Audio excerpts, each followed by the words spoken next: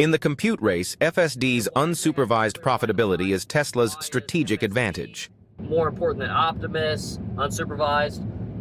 Why is FSD unsupervised more important than version 3 hardware? Honestly, it boils down to profitability and revenue generation. So whenever they launch, I don't want to get too far off from these things because it's really about AI compute, but I want to explain deeper why they're dividing the AI compute the way they are. Once they create more revenue and more profitability through unsupervised FSD, and that's going to come in a couple different methods. One, RoboTaxi. We know definitively RoboTaxi is going to be a thing. They're going to make a ton of revenue off of it. They're going to be extremely profitable at it.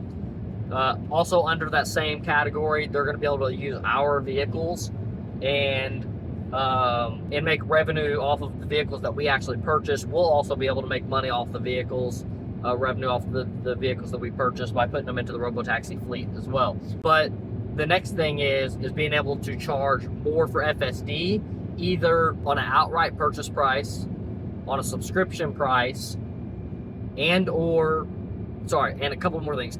Adoption rate, they're going to be up basically.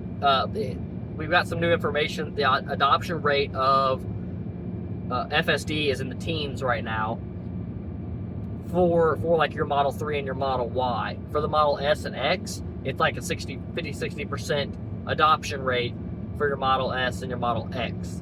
And so if you can increase that adoption rate, that then increases your amount of revenue earned and your profitability, because essentially everything that Tesla makes off of FSD and RoboTaxi is 100% profit, because they've already put in all the R&D work. They've already invested all the money into the AI neural nets, but the data infrastructure as well.